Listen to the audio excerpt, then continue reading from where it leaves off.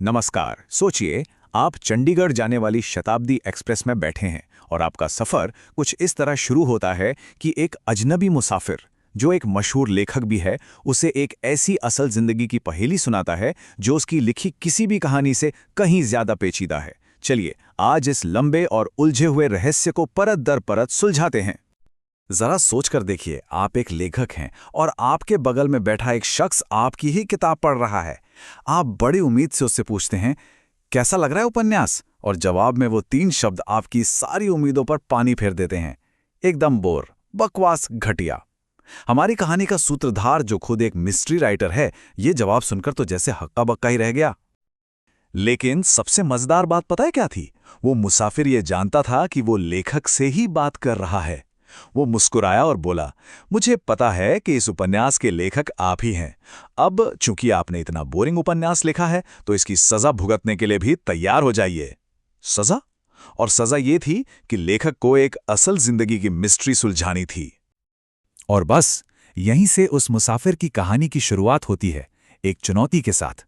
एक ऐसी चुनौती जो किसी भी नॉवल से ज्यादा थ्रिलिंग थी। चलिए, अब इस चुनौती की गहराइयों में उतरते हैं और देखते हैं कि ये कहानी हमें आखिर कहाँ ले जाती है। कहानी के केंद्र में हैं जोग नारायण सिन्हा नाम के एक बहुत अमीर बिजनेसमैन और उनके 2 बेटे, सत्यनारायण और शिव नारायण। ये वो किरदार हैं जिनके चारों तरफ खून और धोखे का एक ऐसा जाल बुना गया, एक ऐसा रहस्य जिसने उस जमाने में पूरे शहर को हिलाकर रख दिया था। तो अब सिन्हा परिवार के इस रहस्य को समझना शुरू करते हैं। कहानी में असल में 2 बड़े अपराध हैं। एक जाली वसीयत और दूसरा एक वकील का कत्ल। और इन दोनों के सेंटर में है परिवार के अंदर का गहरा तनाव। और इस तनाव की सबसे बड़ी वजह थे दोनों बेटे, जिनमें जमीन आसमान का फर्क था। एक तरफ था बड़ा बेटा सत्यनारायण, अय्याश, जुआरी, शराबी, जो अपने पिता के लिए एक जीती जागती निराशा था। और दूसरी तरफ था छोटा बेटा शिव नारायण, शराफत और अच्छे किरदार का जीता जागता नमूना। सही मायनों में कहें तो वो अपने बाप की आंख का तारा था। फिर आता है 1 मार्च 1979 का वो मनहूस दिन। सुबह सुबह जोग नारायण का किसी से जबरदस्त झगड़ा होता है और उन्हें दिल का दौरा पड़ जाता है। दोपहर 3 बजे वकील अवधेश माथुर घर आते हैं और करीब 1 घंटे बाद एक नई वसीयत लेकर निकलते हैं। और इसके ठीक 45 मिनट बाद, यानी शाम 5 बजे, वकील माथुर की लाश उनके घर के पास एक गली में मिलती है और उसी शाम जोग नारायण सिन्हा की भी मौत हो जाती है। लेकिन कहानी का सबसे बड़ा शौक तो तब लगा जब जोगी नारायण के तकिए के नीचे से एक वसीयत मिली। इस 1979 की वसीयत के हिसाब से सेठ जी ने अपनी सारी की सारी जायदाद अपने शराबी बदचलन बड़े बेटे सत्यनारायण के नाम कर दी थी। और अपने आंखों के तारे शिवनारायण के लिए क्या छोड़ा था? सिर्फ 5,000 रुपये महीने का गुजारा भत्ता। इस खबर ने तो जैसे पूरे शहर में आग लगा दी। जाहिर सी बात है, इस नाइंसाफी के खिलाफ छोटे बेटे शिव नारायण ने कानून का दरवाजा खटखटाया। और यहीं से ये कहानी अदालत के कटघरे में पहुंचती है, जो इस पहेली को और भी ज्यादा उलझा देती है। अब अदालत में 2 वसीयतें पेश हुई। एक जो तकिए के नीचे मिली थी, 1979 वाली, जो सब कुछ सत्यनारायण को दे रही थी।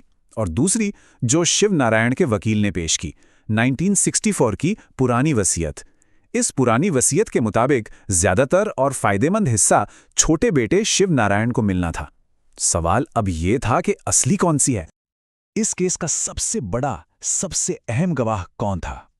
घर का पुराना नौकर राम दुलारे। उसने अदालत में बताया कि उसने सेठ जी और बड़े भैया के बीच बहुत जोरदार बहस सुनी थी। उसने कहा कि इस झगड़े से सेठ जी का दिल ऐसा टूटा कि वो वहीं गिर पड़े। राम दुलारे ने यह भी गवाही दी कि सेठ जी ने उसके और ड्राइवर के सामने एक नई वसीयत पर दस्तखत किए थे और उसने तकिए के नीचे मिली वसीयत को उसी कागज के तौर पर पहचाना। तो केस सॉल्व? बड़े भाई ने ही सब किया? इतना आसान होता तो ये कहानी ही क्या होती? बिल्कुल नहीं।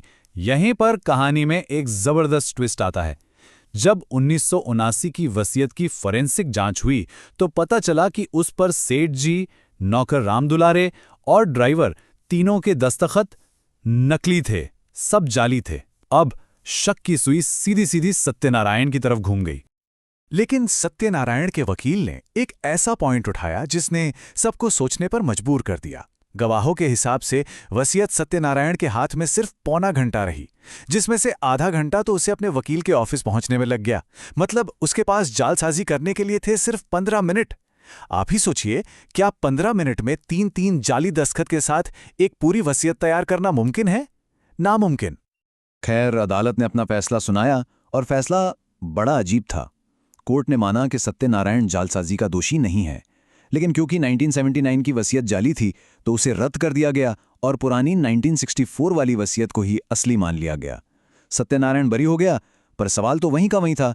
अगर उसने जालसाजी नहीं की तो फिर किसने की और क्यों? और अब हम वापस ट्रेन में आते हैं, जहां हमारा लेखक इस उलझे हुई गुत्थी को सुलझाना शुरू करता है। वो उस मुसाफिर को बताता है कि असली अपराधी कौन था और उसका असली मकसद क्या था। चलिए अब इस रहस्य के असली चेहरे से पर्दा उठाते हैं। लेखक एक बहुत ही सीधा साधा उसूल सामने रखता है जो हर जासूसी कहानी की जान होता है। जिसे अपराध से सबसे ज्यादा फायदा पहुंचे, असली अपराधी वही होता है। सब यही मान रहे थे कि जाली वसीयत से सिर्फ बड़े बेटे को फायदा हुआ, लेकिन असलियत ये थी कि असली फायदा किसी और को हो रहा था। तो फिर ये पूरी साजिश थी क्या? इसे स्टेप बाय स्टेप समझते हैं। पहला कदम, एक ऐसी जाली वसीयत बनाओ जो इतनी भद्दी हो कि पहली नज़र में ही जाली साबित हो जाए। दूसरा कदम, इंतजार करो कि ये वसीयत पकड़ी जाए और रद्द हो जाए। तीसरा कदम, जैसे ही नई वसीयत रद्द होगी, पुरानी 1964 वाली वसीयत अपने आप लागू हो जाएगी। और चौथा और सबसे जरूरी कदम, 1964 की वसीयत के मुताबिक छोटा बेटा शिवनारायण करोड़पति बन जाएगा। और वो जो 1 मार्च को झगड़ा हुआ था, सेठ जोगा नारायण का दिल अपने अय्याश बेटे की हरकतों से नहीं टूटा था। वो तो उनके लिए रोज की बात थी। उस दिन उनका दिल तब टूटा जब उन्हें अपने आंख के तारे, अपने शरीफ बेटे शिवनारायण की असली करतूतों का पता चला। जिस बेटे को वो शराफत का देवता समझते थे, असल में वही धोखेबाज निकला था। ये वो सदमा था जिसे वो बर्दाश्त नहीं कर पाए। और इसी से जुड़ता है वकील के कत्ल का मकसद। जब सेठ जी को छोटे बेटे की असलियत पता चली तो उन्होंने फौरन वकील को बुलाकर एक नई और असली वसीयत बनवाई। शिव नारायण को पता था कि इस नई वसीयत में उसे जायदाद से बेदखल कर दिया गया है, इसीलिए उसने वकील अवधेश माथुर का कत्ल कर दिया और वो असली वसीयत उसकी जेब से चुरा ली। सारी कड़ियां अब जुड़ चुकी थीं। कहानी अपने अंजाम तक पहुंच रही थी। अब ट्रेन में बैठा वो लेखक अपना आखिरी और सबसे चौंकाने वाला दांव चलने वाला था, जिससे इस पूरे रहस्य से पर्दा उठ जाता। लेखक ने सीधे उस मुसाफिर की आंखों में देखा और कहा, तुम सत्यनारायण सिन्हा हो। उसने समझाया कि कहानी की इतनी बारीकियां, जैसे वकील की उम्र क्या थी या मजिस्ट्रेट का मूड कैसा था, ये सब बातें सिर्फ वही इंसान जान सकता है जिसने उस केस को खुद जिया हो, खुद भोगा हो। मुसाफिर के होठों पर एक हल्की सी मुस्कान आई और उसने सिर्फ एक शब्द में जवाब दिया, हाँ। और बस उस एक शब्द में कहानी सुनाने वाला खुद कहानी का मेन कैरेक्टर बन गया।